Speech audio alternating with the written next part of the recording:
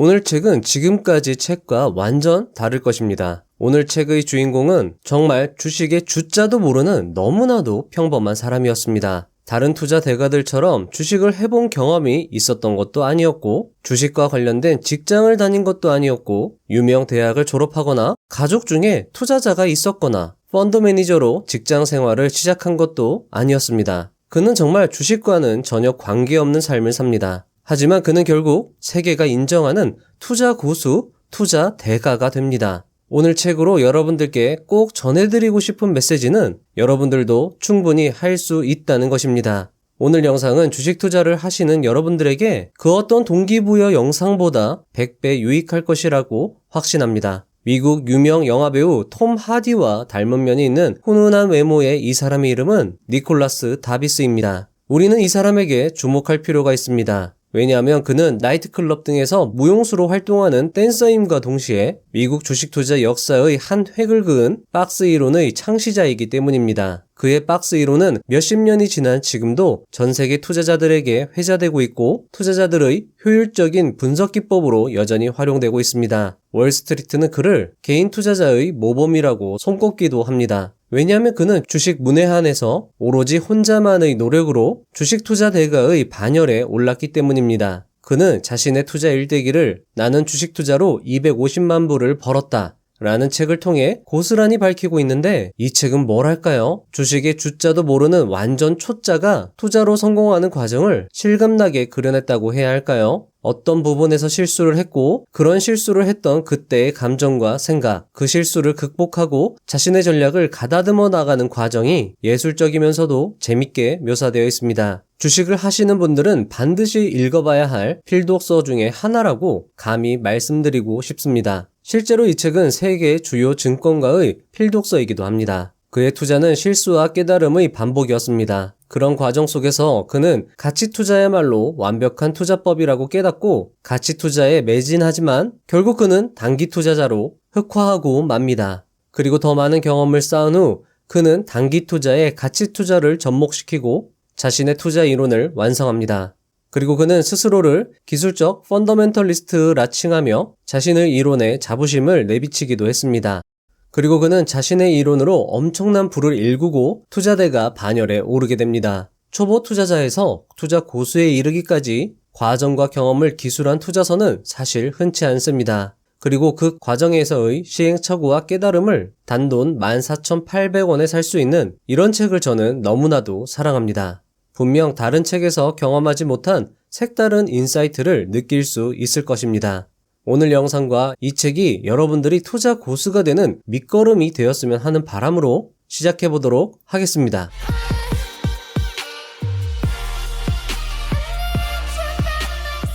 1. 당신 덕분입니다. 어느 날 나를 알아본 한 사람이 나에게 이렇게 말했다. 당신이 정말 다비스인가요?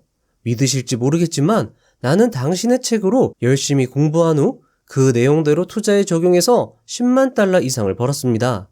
내 책이 모두에게 들어맞는 것은 아니다.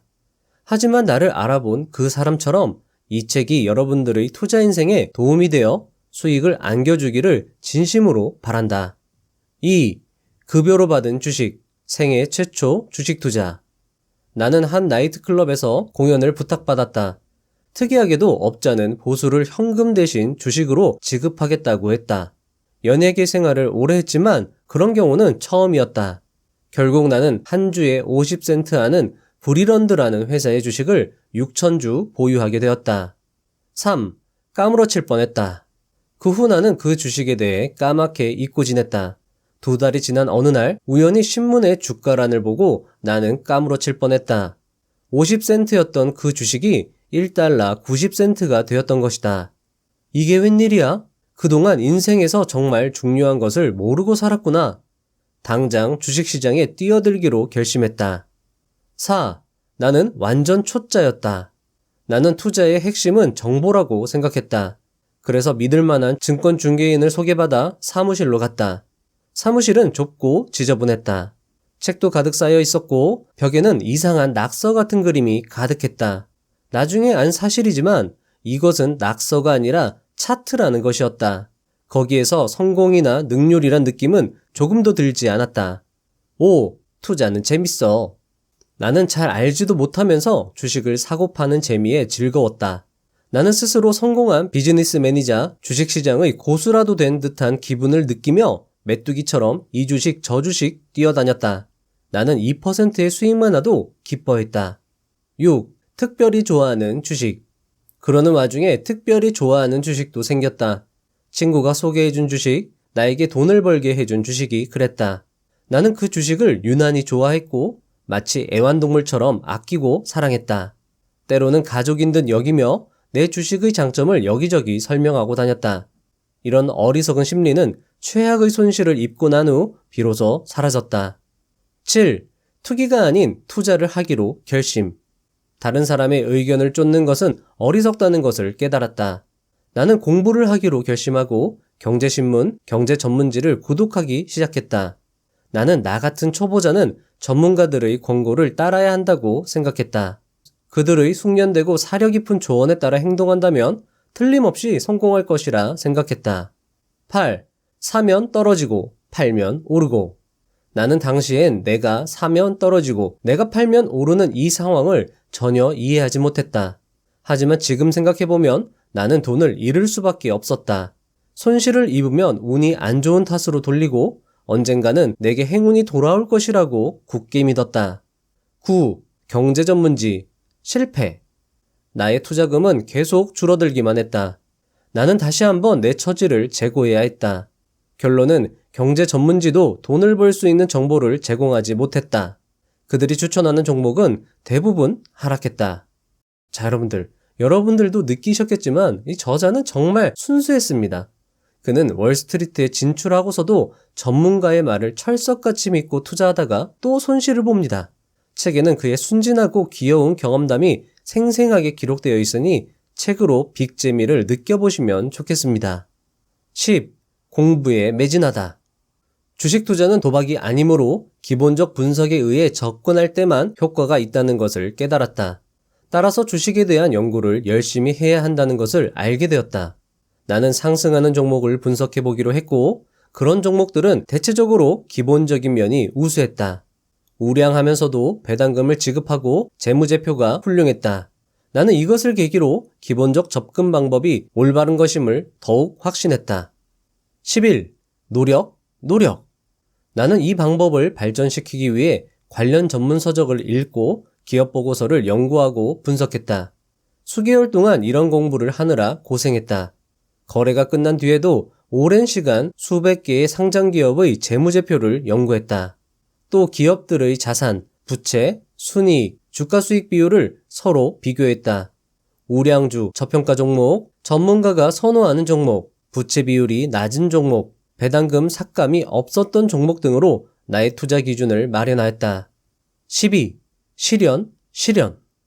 그러나 시간이 흐르면서 문제에 부딪히고 말았다. 서류상으로 정말 완벽하고 재무제표도 훌륭하고 전망도 밝은데 주가는 움직여주지 않았다. 같은 산업군 내에서 가장 우량하다고 생각했던 종목은 오르지 않고 다른 엉뚱한 종목이 올랐다. 더욱 놀라운 것은 다른 사업 부문에서도 마찬가지였다는 점이다. 하지만 나는 포기하지 않았다. 13. 비교가 핵심. 많은 주식 서적을 탐독하면서 느낀 것은 주식도 마치 가축무리처럼 비슷한 업종끼리 그룹을 형성하고 동종 업계에 속한 주식들은 함께 움직이는 경향이 있다는 것이다. 우선 기본적 분석을 통해 가장 유력한 업종을 선정하고 해당 업종에서 가장 유력한 기업을 선정하는 것이 논리적으로 보였다. 나는 상승하는 추세의 업종에서 대장주를 찾는 것이 정답이라고 생각했다. 주도주가 수익을 내지 못한다면 다른 주도 마찬가지로 이익이 없을 것이라 판단했다. 나는 업종별 자료를 비교표로 만들기 시작했다.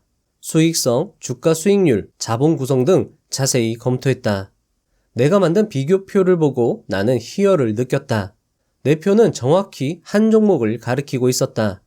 이전에는 왜 아무도 이 종목에 관심을 갖지 않았는지 이해가 되지 않을 정도로 모든 것이 완벽한 종목이었다.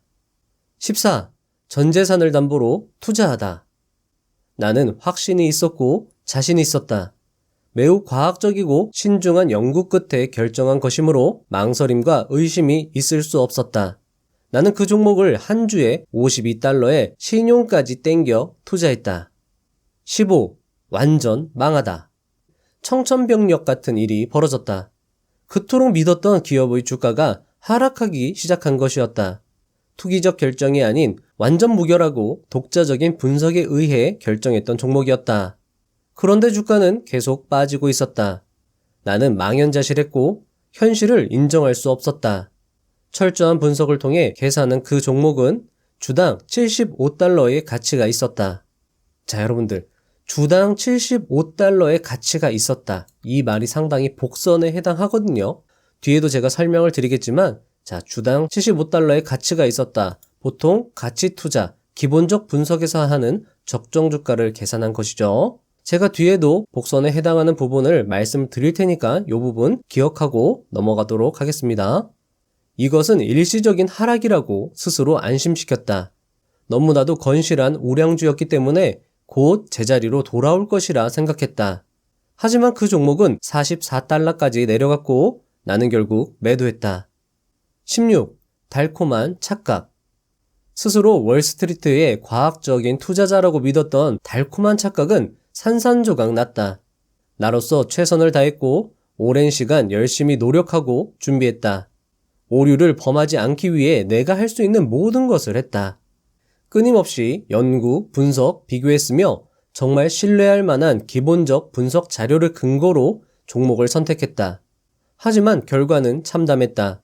파산의 공포가 엄습했다. 나의 자신감은 완전히 무너졌고 더 이상 주식 투자를 못할 것 같았다. 17. 다시 시작. 하지만 나는 다시 주식 투자를 해야만 했다. 잃어버린 재산을 찾아야만 했다. 나는 다시 매일 많은 시간 치열하게 주식 시세표를 연구했다. 마치 감옥에 갇힌 사람이 탈출구를 찾는 심정으로 활발히 움직이는 주식들을 모두 눈여겨 관찰했다. 18. 상승 추세의 한 종목. 마침내 또다시 한 종목이 눈에 띄었다. 상승 추세인 것 같았다. 기본적 분석도 못했고 아무 정보도 없었다. 그냥 내가 볼 때 매일 꾸준히 상승하고 있었다. 별 기대도 없었고 그저 절망적인 심정으로 마지막 승부라고 생각하며 37.5달러에 천주를 매수했다. 자, 여러분들 어떻게 되었을까요? 그는 또다시 파산했을까요? 이 종목 투자 경험을 저자는 너무나도 귀엽고 사랑스럽게 책에 생생하게 묘사했는데요. 이건 책을 봐야 느낄 수 있는 거라 영상에서는 설명하지 않겠습니다. 19. 나를 구해준 오름세. 37.5달러에 매수한 그 종목은 43.25달러까지 올랐고 나는 매도 주문을 냈다. 나는 이 거래로 잃었던 돈의 반을 복구했다. 나를 절망에서 구해준 것은 기본적 분석이 아니라 오름세인 것 같다는 이유 하나였다.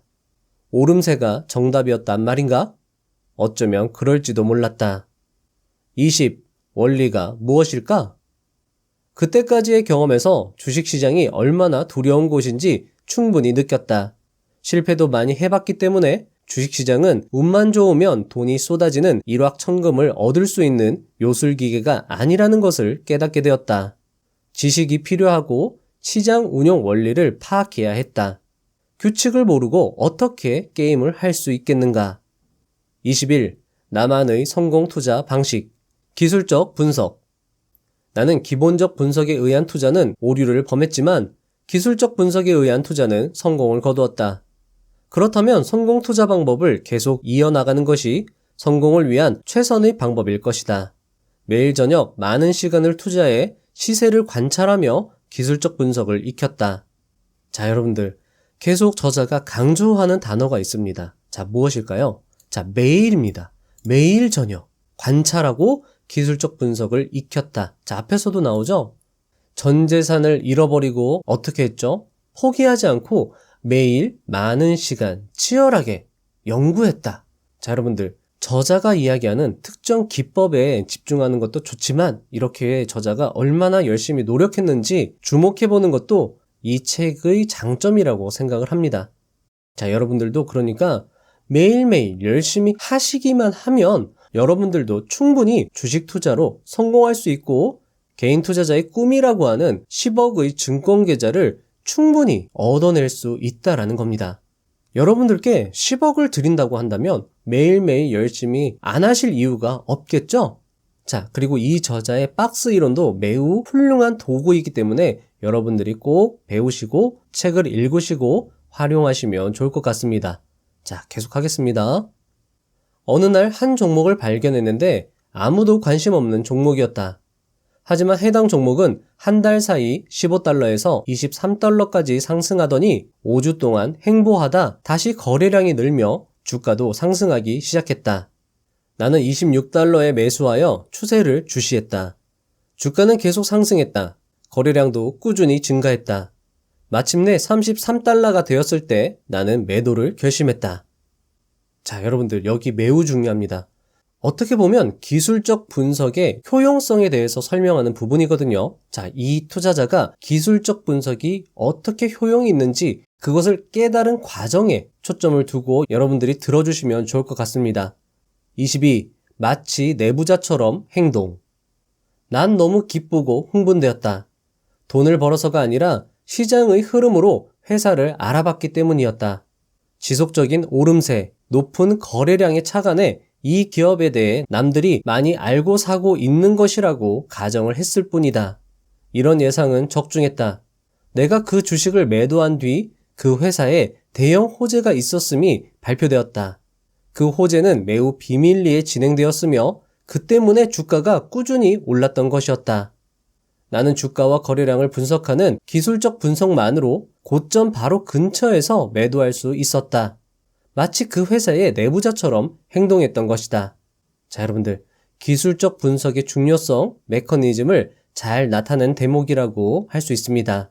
즉, 우리가 모르는 정보가 주가와 거래량으로 나타난다는 것이고 그것을 분석하는 것이 기술적 분석이라는 것이죠. 자, 과연 이 기술적 분석이 저자에게 큰 수익을 선사했는지, 그리고 이 기법을 어떻게 활용했는지 함께 살펴보시죠. 23. 이유는 있지만 알려하지 않았다. 주가의 흐름과 거래량만 분석해도 좋은 결과를 얻을 수 있었다. 나는 이런 관점에서 매매를 연습하기 시작했다. 기본적 정보, 재무제표 등 공개 정보는 전부 무시하기로 했다. 주가 상승의 이면에 어떤 이유가 있는지 애써 알려고 하지 않았다. 주가, 거래량이 예전과 달리 상승하면 뭔가 이유가 있을 것이라는 가정을 하기 시작했다. 주가와 거래량은 사람들이 뭔가 알고 움직이기 시작했다는 신호였다. 하지만 나의 이론은 어느 땐 맞고 어느 땐 틀렸다. 초보 이론에 불과했다. 24. 끊임없는 차트 연구. 나는 수많은 차트를 연구했다. 연구 끝에 나는 새로운 사실을 알게 되었다. 그것은 주가 변동이란 결코 우연히 발생하지 않는다는 사실이다. 어떤 이유가 존재했고 그 이유로 인해 주가는 일정한 추세를 가지고 움직이는 경향이 있었다. 그리고 주가는 일정한 틀 안에서 움직임을 반복했는데 나는 이러한 틀을 박스라고 불렀다. 자, 여러분들 매우 중요합니다. 박스 이론. 자, 중요하지만 전혀 어렵지 않습니다. 여러분들도 꼭 체득하시고 사용해 보시는 것을 권장드립니다. 주가는 저점과 고점 사이에서 일정하게 진동하며 박스 모양을 형성한다. 나는 박스 안의 주가가 박스를 돌파하기 직전을 주목한다. 자, 여러분들, 이 돌파라는 개념은 터틀 트레이딩에서도 매우 강조됐던 개념입니다. 저자 역시 이 돌파를 활용을 한 거죠. 자, 박스 안에서 주가가 박스를 돌파하기 직전을 주목한다고 이야기했습니다. 박스 안에서 위아래로 튀는 모양, 변동성을 좋아하며 횡보한다면, 자, 횡보한다라는 거는 옆으로 긴다는 거죠. 변동성이 작다라는 거죠. 횡보한다면 내가 원하는 종목이 아닌 것이다. 저자는 박스 안에서 위아래로 크게 튀는 종목을 좋아했다라는 겁니다. 변동성이 작다는 것은 침체되었다는 뜻이다. 예를 들어 35에서 50 범위에서 박스를 이루고 있다면 34.5달러로 하락할 경우 매수 가능성을 버린다. 35에서 50 범위의 박스에서 50에서 60 범위의 박스로 옮겨간다면 좋은 신호다. 이것은 상승 추세가 있다는 반증이기 때문이다. 나는 주가가 상승 추세일 때만 매수한다. 해당 종목의 박스 범위가 60에서 70 범위에 도달하면 매수를 고려한다. 나는 61달러에 매수하려 했고 해당 종목은 65달러까지 상승했다. 자, 박스 이론에 대해서는 책에 좀 더 자세한 설명이 나와 있습니다. 박스 이론은 어쩌면 주가 움직임의 메커니즘을 이론적으로 나타낸 것이라 할 수 있습니다. 꼭 책을 참고하셔서 박스 이론을 자신의 것으로 체득하시는 것을 추천드립니다. 26. 아직 부족했다. 나의 박스 이론으로 나는 3연속 이익을 보았지만 아직 부족했다. 주식시장에서 확실한 것은 없다. 따라서 상황이 반전되었을 때도 박스 이론만 믿고 있다면 손실을 보는 것은 명백했다. 따라서 이론의 부족함을 보완할 장치가 필요했다. 27. 첫 번째 장치, 손절매. 무엇보다 중요한 것은 최대한 위험 부담을 줄여야 한다는 것이다. 이렇게 결정한 후 제일 먼저 취한 조치는 손실에 대해 빨리 대처하는 것이었다. 실수를 인정한다면 즉각 대응하는 것이 맞았다. 즉, 올라갈 것이라고 생각했던 주식이 예상 가격 밑으로 내려간다면 파는 것이 맞다는 것이다. 설사 판 후에 주가가 다시 상승한다 해도 나의 결론은 큰 손실을 보는 것보다 낫다는 것이었다. 왜냐하면 언제든지 다시 살 수 있는 기회를 시장은 제공했기 때문이다. 28. 두 번째 장치, 수익보다 손실을 크게. 거래 중 반은 이익, 반은 손실이라면 수수료 때문에 나는 결국 파산이라는 결론을 내릴 수 있다. 이런 위험에 대응하는 방법은 한 가지밖에 없다. 바로 수익이 손실보다 커야 하는 것이다. 즉, 올라가고 있는 주식을 너무 성급하게 팔아서는 안 된다는 결론에 이르게 된 것이다. 이렇게 하려면 어떻게 해야 할까? 상승 추세를 따라 움직이되 언제든 손절매를 준비하는 것이다. 상승 추세가 지속되면 매수를 늘리고 추세가 반전되면 재빨리 도망쳐 나온다. 물론 이렇게 하는 것이 쉽지 않다. 올바른 예측을 위해서는 냉정하고 감정에 흔들리지 않는 훈련이 필요했다. 자, 여러분들, 여기서도 기술적 분석의 세계적 대가 윌리엄 오닐과 공통점을 찾을 수 있습니다. 윌리엄 오닐은 그에 져서 최고의 주식, 최적의 타이밍에서 이렇게 밝혔습니다. 손실은 반드시, 자 여러분들 반드시예요. 7에서 8%로 제한, 20%의 수익에 익절하라. 손실은 작게, 수익은 많이. 여러분들 가슴 속에도 꼭 새기시면 좋을 것 같습니다. 29. 주식 또 주식. 자, 여러분들 정말 매우 중요한 겁니다. 모든 투자 대가들이 강조했던 거거든요. 자, 이 부분입니다. 나는 그 후에도 끊임없이 주가의 움직임을 주시하였다. 그리고 계략적으로 주가의 흐름에 대한 감을 잡을 수 있었다. 자, 보시죠. 끊임없이 주가의 움직임을 주시, 관찰, 기록. 자, 그렇게 하면 계략적으로 주가의 흐름에 대한 감을 누구라도 잡을 수 있는 겁니다. 여러분들 꼭 한번 여러분들도 실천해 보시면 좋을 것 같습니다. 처음에는 실제 돈을 투자하지 않는 모의 투자를 했다. 하지만 돈을 실제로 투자하니 감정 조절이 쉽지 않았다. 하지만 계속되는 실전 훈련을 통해 점차 감정 통제가 익숙해졌다. 하지만 때때로 몇몇의 주식들이 아무런 이유 없이 완전히 다른 움직임을 보이는 것에 혼란스러웠다. 나는 그 당혹스러움에 대한 이유를 찾는 동안 중대한 발견을 하게 되었다. 나는 철저히 혼자였던 것이었다. 나는 더 이상 책에서 배울 것이 없다고 확신했다.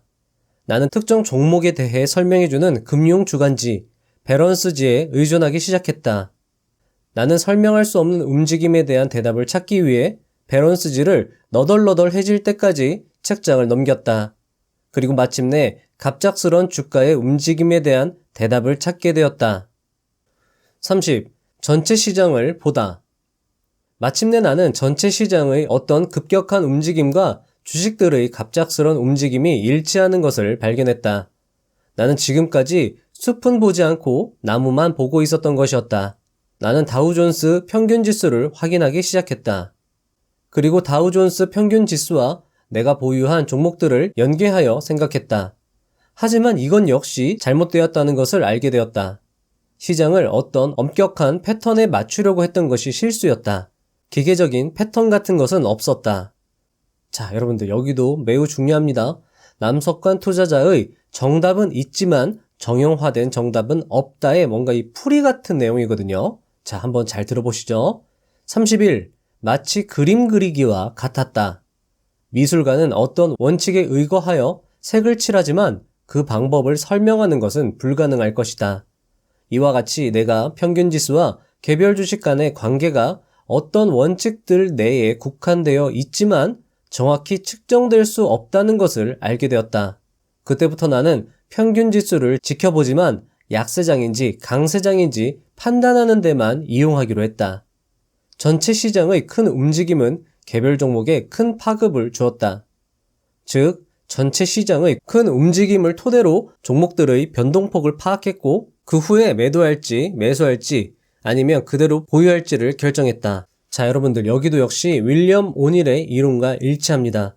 저는 투자 대가들의 공통된 의견은 특히 중요하다고 생각을 합니다. 자, 윌리엄 오닐 역시 전체 지수의 하락폭 대비 개별 종목의 하락폭을 살펴봤습니다. 전체 지수 하락폭 대비 10에서 15% 하락은 오히려 좋은 신호로 볼 수 있다. 떨어져도 요 정도 떨어지는 것. 전체 지수 대비해서 10에서 15% 하락은 오히려 좋은 신호로 볼 수 있다. 자, 하지만 전체 지수 하락폭을 대비해서 30% 이상 하락하는 것은 조심해야 된다. 라고 그의 저서에서 당부했습니다. 자, 여러분들, 니콜라스 다비스도 역시 마찬가지였죠. 전체 시장의 큰 움직임을 토대로 종목들의 변동폭을 살폈다. 자, 윌리엄 오닐도 역시 같은 곳에 주목을 했습니다. 자, 따라서 여러분들, 지수 대비해서 몇 퍼센트 하락했는가? 자, 이런 것도 여러분들이 살펴보면 좋겠죠? 자, 여러분들, 여기도 매우 중요합니다. 자, 이 책이 좋은 건 이 성장 과정에서의 느낌을 자세히 서술했다는 것에 있거든요. 자, 여러분들, 32가 경지에 이른 느낌입니다. 니콜라스 다비스가 경지에 이르렀을 때 어떤 느낌을 받았는지, 자, 어떻게 표현하는지 한번 같이 보도록 하죠. 매수 매도 결정이 더 깊은 분석 없이 자동적으로 이루어졌다.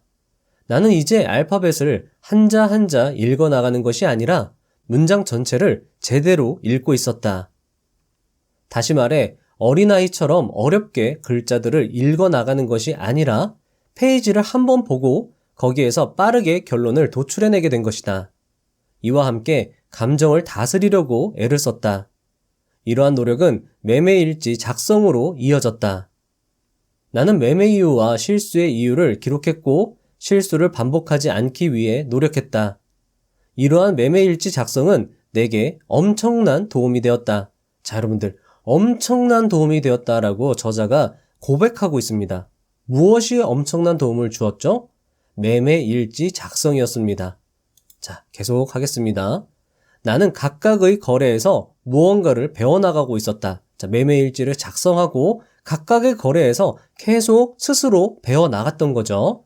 나는 주식들이 사람과 같이 어떤 성향을 가지고 있다는 사실을 깨닫기 시작했다. 나는 나와 성향이 맞는 주식들로 수익을 냈고 나와 성향이 맞지 않는 주식들은 배제했다. 실수의 기록을 통해 내가 얻은 경험은 내 모든 자질 중 가장 중요한 것의 하나가 되었다. 자, 여러분, 여기서도 정말 중요한 게 뭐냐면요. 이런 매매 일지를 쓰는 것을 통해서 자, 무엇을 깨달았죠? 주식들이 사람과 같이 어떤 성향을 가지고 있다. 자, 이것도 매우 중요한 어떤 투자의 단서가 될 수 있고요. 기준이 될 수 있고요. 자, 그리고 나와 성향이 맞는 주식들로 수익을 냈고 나와 성향이 맞지 않는 주식들은 배제하기 시작했다. 자, 이것도 역시나 중요한 단서가 될 수 있겠죠? 자, 그리고 매매 일지, 그리고 실수의 기록을 통해 내가 얻은 경험은 가장 중요한 것, 내 모든 자질 중 가장 중요한 것이라고 강조했습니다. 자, 여러분들이 매매 일지, 매매 일기장이라고 할 수도 있거든요.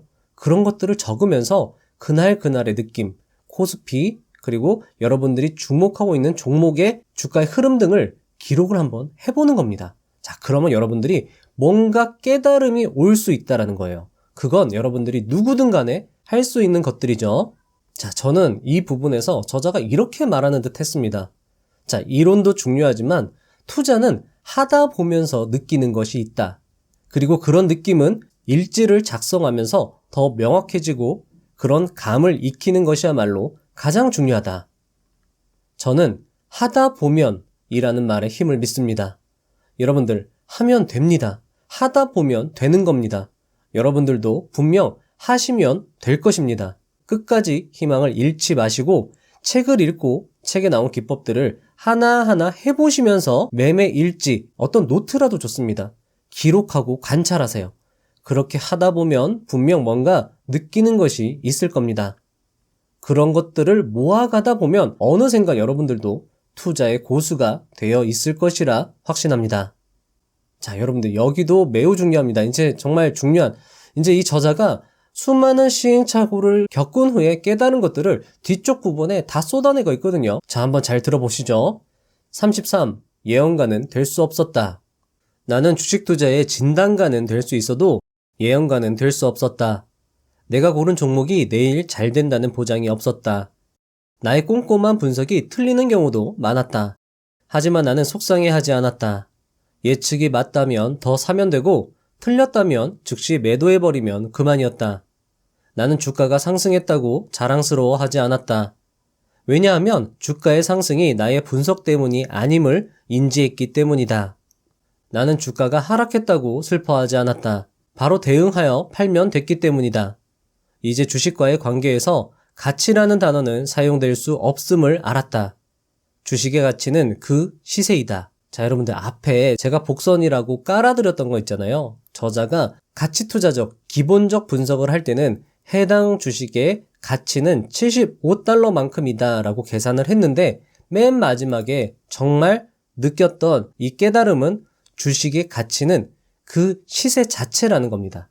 가치라는 75달러, 50달러짜리가 75달러짜리 가치가 있다라는 말은 사용할 수 없음을 알았다는 거죠. 자, 여기서도 나오거든요. 자, 이것은 전적으로 수요와 공급에 달려있다. 100달러짜리 가치의 주식은 없는 것이다. 100달러가 되어야 100달러 가치의 주식인 것이다. 그 종목이 98달러가 되었다면 98달러 가치의 주식인 것이다. 이 덕분에 나는 모든 주식으로부터 감정적으로 자유로울 수 있었다. 나의 판단이 맞다고 생각하면 매수했고 틀렸다고 생각되면 매도했다. 한 종목에서 2번의 실수를 했어도 원칙대로 했다면 실망하지 않았다. 결국 그 종목의 3번째 거래에서 엄청난 수익을 거둘 수 있었다. 자, 여러분들, 앙드레 코스톨라니는 그에 져서 돈 뜨겁게 사랑하고 차갑게 다루어라 해서 이렇게 말했습니다. 단기 투자자는 사기꾼이다. 하지만 앙드레 코스톨라니는 자신만의 기준과 원칙이 있고 심사숙고하는 단기 투자자를 이렇게 다시 분류하였습니다. 순종 투자자라고요. 순종 투자자는 시장에 순종하는, 자신을 시장에 맞추는 투자자라고 해석할 수 있습니다. 여러분들 역시 니콜라스 다비스와 같은 자신만의 기준과 원칙이 확고하면서도 시장에 순응하는 겸손한 투자자가 되었으면 하는 바람입니다. 자, 이 부분도 매우 중요합니다. 34. 자연스럽게 약세장을 피해가다. 내 투자 방법은 상상 이상으로 잘 들어맞았다. 나는 어느 날 특별한 경험을 하게 되었다. 평소와 같이 예상이 틀렸을 때 매도했는데 어느새 내가 보유한 모든 종목을 매도하는 지경에 이른 것이다. 그리고 내가 원하는 신호를 보이는 종목이 없었다. 나는 매매를 할 수 없었고 내가 원하는 신호를 보이는 종목을 기다릴 수밖에 없었다. 후에 알게 되었지만 증권시장이 약세장으로 진입하고 있었던 것이었다. 나는 어떠한 예측이나 펀더멘털 분석을 하지 않았다. 나는 그저 내 주식의 움직임을 기초로 나의 원칙대로 행동했을 뿐이었다. 그리고 그것이 나를 자연스럽게 약세장에서 빠져나가게끔 하였던 것이었다. 35. 불황 속에서 기술적 펀더멘털리스트가 되다. 약세장 속에서 나는 약세장과 강세장의 차이점을 명확히 이해하려고 했다. 그리고 나는 하락에 저항하는 종목들에 집중했다. 왜냐하면 그런 종목들이 시장 추세가 변하면 가장 빠르게 선두에 나설 것으로 생각했기 때문이었다. 얼마 후 주가 폭락이 시들해질 무렵 기회가 찾아왔다. 몇몇 주식들이 하락 추세에 저항하기 시작했다. 좀 더 면밀히 검토해보니 이런 종목들은 약세장에서도 수익이 급격히 증가하고 있었다. 시장의 분위기가 나빠도 자본은 이런 종목들에 흘러들어가고 있었던 것이다. 이러한 발견은 완전히 새로운 시각을 내게 주었다. 주식은 수익력의 시녀라는 말이 맞다는 것을 깨닫게 된 것이다. 그때부터 나는 기술적인 움직임을 보고 주식을 선택했지만 수익력이 개선될 근본적인 원인이 있는 종목에 한해서 매수하기 시작했다. 이것이 지금까지도 사용하고 있는 기술적 펀더멘털리스트 이론이다. 36. 과거와 현재는 미래와 연결되어 있다. 내가 살아온 과거와 현재가 미래를 만든다는 이야기를 여러분들은 많이 들어보셨을 겁니다. 저자는 이것이 기업에도 똑같이 적용된다고 이야기하고 있습니다. 혁신적인 상품이 그리고 그런 상품을 개발하려고 했던 노력이 수익을 급격히 개선시킬 수 있고 그것이 주가에 반영된다는 것입니다. 저자의 이야기를 들어보시죠. 전자, 미사일, 로켓 연료와 같은 산업은 한눈에도 확실하다.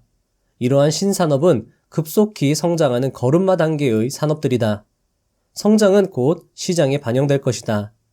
장래의 급속한 성장을 약속하는 기업이 다른 기업들보다 더 훌륭하게 움직였다. 나는 주식에도 유행이 있다고 생각했고 유행에 맞는 주식을 찾는 것이 중요하다는 것을 깨달았다. 유행의 변화를 열심히 지켜보고 새로운 유행에 대해 사람들이 기대감을 불러일으켜 주가가 상승할 종목을 찾는 것이다. 나는 주식의 성장성과 주가, 거래량의 흐름을 지속적으로 관찰했다. 자, 여러분들 여기서도 이런 새로운 유행, 이런 유행의 변화를 열심히 지켜보고 사람들이 기대감을 불러일으킬 수 있어야 합니다. 자, 그리고 그런 기대감에 의해서 주가가 상승할 종목을 찾는다라는 겁니다. 어떻게 찾죠? 매일매일 기록하고 관찰하면서 찾는 거죠. 자, 그러면서도 수익의 성장성 그리고 주가, 거래량의 흐름을 지속적으로 함께 병행해서 관찰하는 겁니다. 이런 것들이 다 맞물려진다고 하면 주가는 상승할 것이다. 이것이 니콜라스 다비스의 깨달음의 일부분이겠죠. 37. 약세장은 영원하지 않다. 시장이 계속 하락하는 것을 보면서 나는 그런 약세장이 영원하지 않을 것을 예측했다. 자, 여러분들 이것도 역시 주가의 흐름을 지속적으로 관찰하고 경험이 쌓인다면 이 누구나 느낄 수 있는 그런 것들이겠죠. 자, 그러니까 니콜라스 다비스는 약세장과 강세장이 반복된다라는 걸 누가 알려주지 않았는데 이 기술적 분석, 주가의 흐름과 거래량의 흐름을 지속적으로 관찰하면서 이 스스로 느낀 거예요. 아, 지금 약세장이 점점 저물어 가고 있구나. 약세장이 영원할 것처럼 이야기는 하지만 주가의 흐름은 절대 그렇지 않다는 것을 다비스는 느꼈던 거죠. 자, 그리고 조만간 상승장이 올 것이라고 확신했다. 몇 개월이 지나 나는 강세장의 기운을 감지했다. 몇몇 주식들이 수줍게 기지개를 켜고 있었다. 이제는 더 이상 과거 주식시장의 선도자들이 시장을 이끌지 못할 것이다. 나는 새로운 것을 찾아야 했다. 나중에 이런 생각은 옳은 것으로 밝혀졌다. 자, 여러분들 여기도 매우 중요합니다. 더 이상 과거 주식시장의 선도자들이 시장을 이끌지 못할 것이다. 자, 새로운 것을 찾아야 했다. 자, 이런 것들이 앞으로 우리가 다음 강세장을 맞이할 때 중요한 관점과 태도가 될 수 있겠죠. 38. 이론이 들어맞기 시작했다. 나는 담배 필터 만드는 한 회사에 주목했다. 그 회사의 이름은 로릴라드였다. 그 회사는 소해주에 해당했다. 하지만 그 회사의 주가와 거래량은 꾸준히 상승했다. 나는 곧 이 기업이 엄청난 수익을 낼 것이라고 생각했다. 나는 이 주식을 24달러에서 27달러, 박스권에서 27달러를 넘어갈 기미가 보이면 매수하기로 마음먹었다. 이 주식은 27달러에서 32달러의 박스권을 형성하였고 전체 시장이 약세장임에도 이 주식은 홀로 힘을 발휘하고 있었다. 나는 27.5달러의 매수, 26달러를 손절가로 결정했다. 나는 기술적 분석과 기본적 분석을 병행하면서도 손절가를 잡아 혹시 있을지 모를 위험에 대비하였다. 39. 첫 실험, 실패. 확신했던 주식이 26달러로 하락했다. 나의 판단이 틀렸기에 나는 전량 매도했다. 하지만 시장은 나를 꾸짖듯 매도하자마자 상승해 26.75달러로 마감했다. 나는 상승세를 확인하였기에 다시 매입하기로 했다. 매수가 28.7달러, 손절매가 26달러로 결정했다. 40. 두 번째 실험, 성공. 이번 움직임은 완벽했다. 내가 옳았다. 주가는 30달러를 넘어서 31에서 35의 새로운 박스권을 형성했다. 나는 상승세가 계속될 것이라 확신했다. 41. 맞았다면 대응. 나는 추가로 35에서 36달러의 매수를 결정했다. 그 후 한동안 주가의 움직임은 완벽했다. 내 이론이 실제로 입증되는 것을 지켜보는 일은 짜릿했다. 하지만 이틀 후 나는 크게 놀랐다. 하루 만에 36.7달러로 하락하더니 37.7로 장을 마감한 것이었다. 나는 그 이유를 도무지 알 수 없었다. 나는 재빨리 36달러로 손절가를 결정했다. 36달러에 이르면 모두 팔 생각이었다. 36달러에 매도해도 충분한 이익을 본 것이기 때문이었다. 자, 여러분들, 로릴란드 투자의 결과는 어땠을까요? 저자는 이 투자로 성공을 할 수 있었을까요? 결론부터 말씀을 드리면 성공하긴 했습니다. 하지만 그 다이내믹했던 투자 과정을 담기엔 영상이 길어질 수 있어서 여기서는 생략하려 합니다. 투자 과정이 정말 재밌으니 책을 확인하시면 좋을 것 같습니다. 42. 기술적 펀더멘털리스트 투자 과정. 저자의 투자법, 기술적 펀더멘털리스트 이론을 정리하면 다음과 같습니다. 자, 첫 번째로 거래량이 증가하고 주가가 상승하는 종목을 체크합니다. 박스 이론을 적용해서 추세적으로 오름세에 있는지 확인을 하는 거죠. 자, 이게 기술적 분석입니다. 자, 그리고 해당 종목의 펀더멘털을 조사하는 거죠. 자, 이게 기본적 분석인데요. 자, 수익의 성장성, 경제적 해자, 독점력, 기술력, 브랜드, 전환비용, 네트워크 효과 등을 확인하는 거죠. 자, 그리고 매수 가격과 손절 가격을 결정합니다. 자, 매수 가격은 박스권을 돌파할 때, 손절 가격은 박스 가격을 하향 돌파할 때, 그때를 손절 가격으로 결정을 하는 겁니다.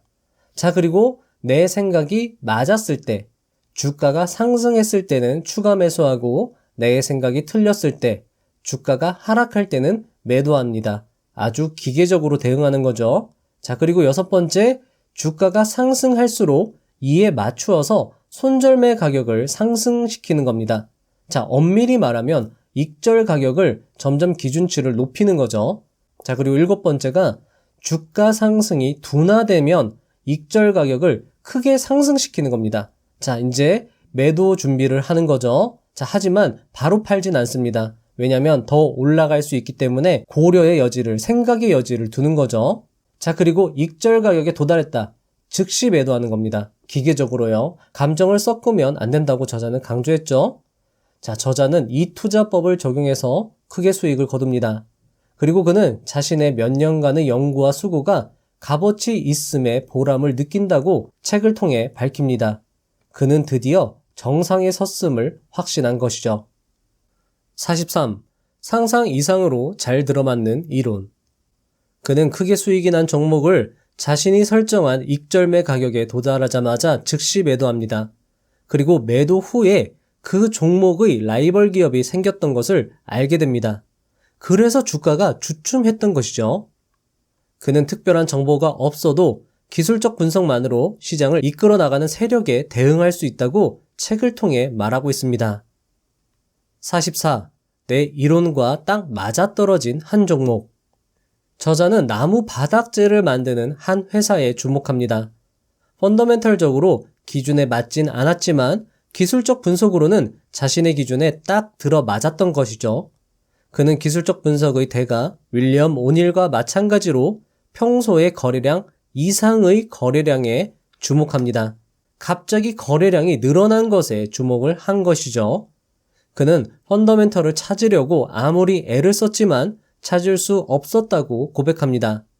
하지만 특별한 펀더멘털 없이도 주가와 거래량은 증가하고 있었습니다. 저자는 어떻게 했을까요? 그는 펀더멘털이 있든 없든 자신이 결정한 가격을 돌파하면 매수할 것을 결심합니다. 역시나 손절매 가격도 매수할 때 같이 결정합니다. 게다가 그는 신용거래까지 끌어다 씁니다. 이제 자신의 방법에 더욱 확신이 생긴 것이죠. 이 투자의 결과는 어땠을까요? $50에 매수한 이 종목은 $100까지 상승합니다. $100까지 상승하는 도중에 많은 우여곡절이 있는데 이 이야기 역시 꿀잼이니까요. 책을 통해서 여러분들이 읽어보시면 더 좋을 것입니다. $100에 도달하자 주식 중개인은 매도하라고 조언합니다. 그는 책에서 내 생애 가장 중요한 결정이었다고 고백하는데요. 그는 매도 결정을 하지 않았습니다. 왜냐하면 그의 기준과 원칙을 적용했을 때 그 주식은 더 오를 것이라는 결론이 도출되었기 때문입니다. 결국 그는 $171에 전량 매도합니다. 그 수익은 그가 평생 놀고 먹을 만큼의 돈이었습니다. 그런 수익을 거두니까 만나는 사람마다 한결같이 누가 정보를 주었느냐고 물어봤다고 하는데요. 자신만의 결정이었다고 해도 아무도 믿지 않았다고 합니다. 여러분들 참 재밌죠? 무수한 실패, 깨달음, 그 실패와 깨달음에도 파산하지 않을 장치의 마련, 그런 경험 속에서의 또 다른 깨달음, 그 깨달음에서 도출한 자신만의 기준과 원칙, 그리고 기준과 원칙의 갈고 닦음에서 오는 통찰력, 그 통찰력에서 오는 감, 그 감에 따른 매수와 매도, 설명할 수 없는, 믿을 수 없는 수익, 여러분들도 꼭 느껴보셨으면 합니다. 그리고 이 책 역시 꼭 읽어보시면 좋을 것입니다. 정말 다시 읽어도 좋은 책이라는 생각이 머릿속에 가득합니다. 이 책 역시 광고나 협찬받은 거 전혀 없고요.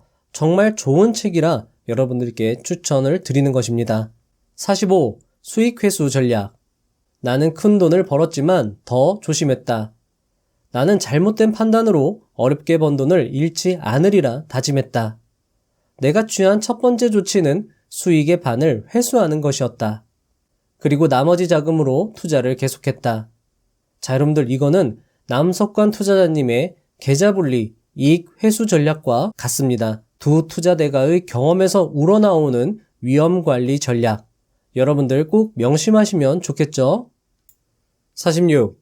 나의 첫 번째 $50만.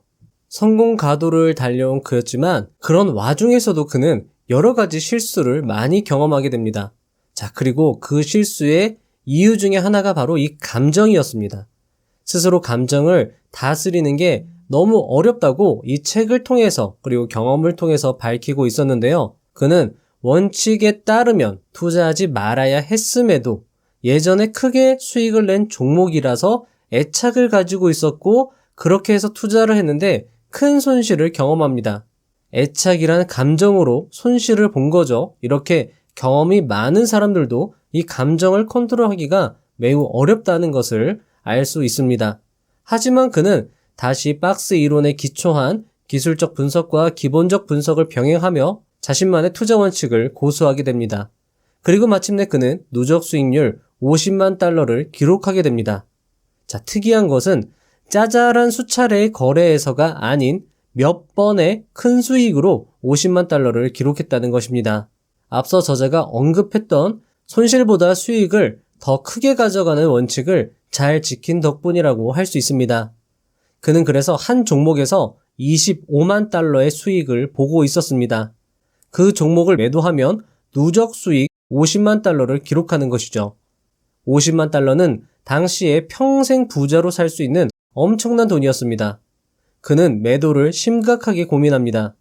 그 종목을 전량 매도하면 $50만 수익이 확정되고 누적 $50만 달성하고 정말 이 주식계에서 은퇴를 할 수 있는 그런 돈이었습니다.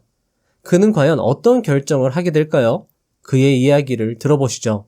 나의 모든 신경은 팔아를 외치고 있었다.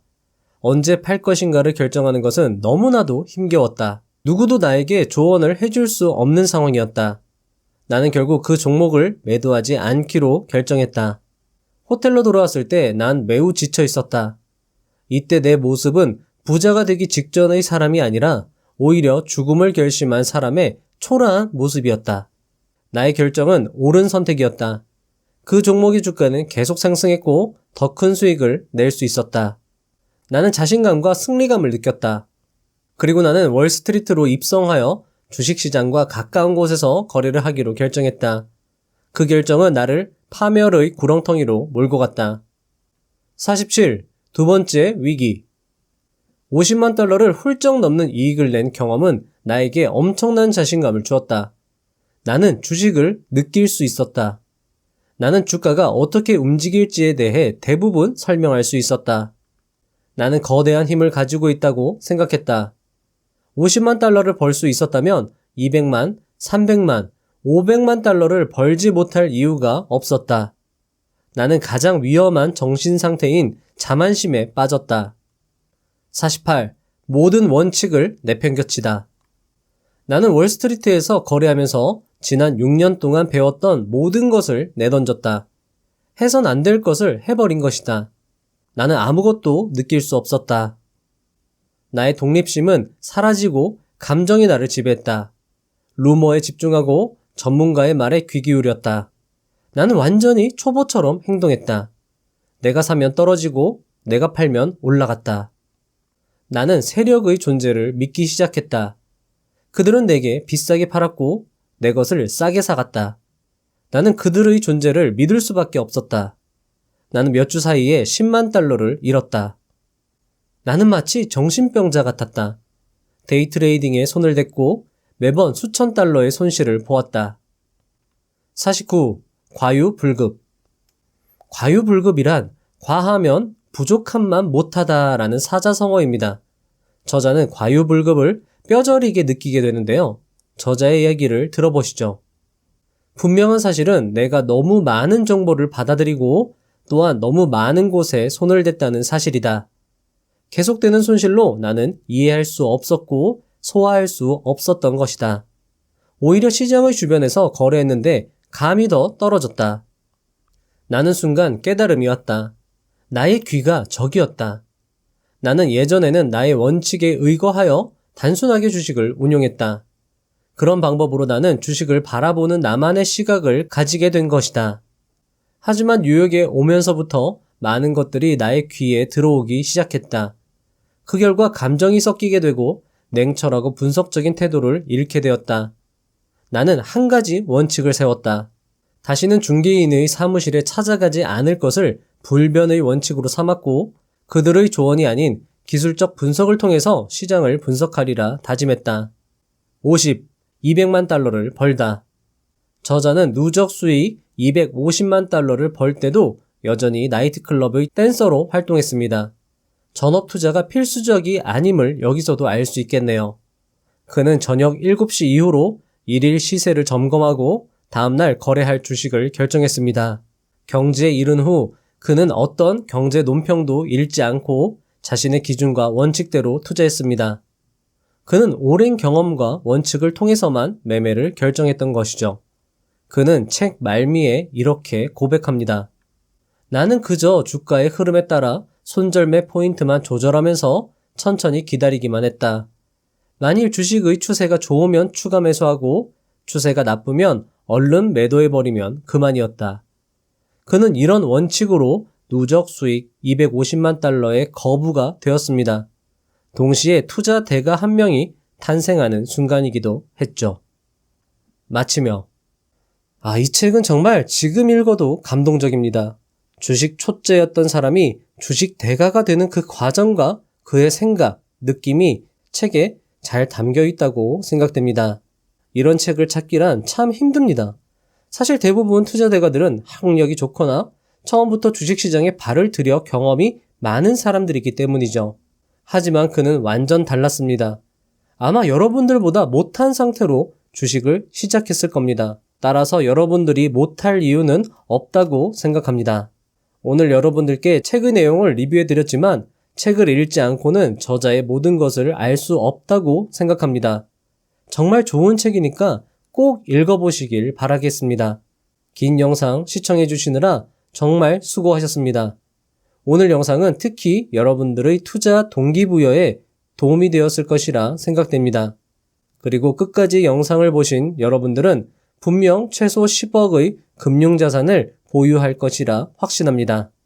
부자가 되려고 노력하는 것이 아닌 부자가 될 때까지 함께 읽고 공부했으면 합니다. 감사합니다.